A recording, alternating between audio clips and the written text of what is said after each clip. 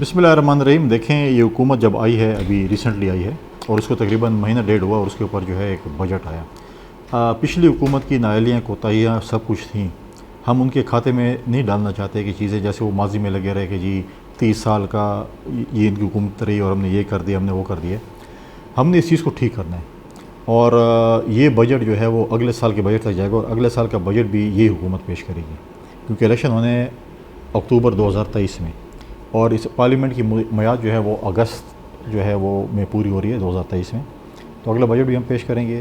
ہم نے پاکستان کی عوام کو دکھانا ہے کہ ماضی کی حکومت کا اور اس حکومت میں کیا فرق ہے۔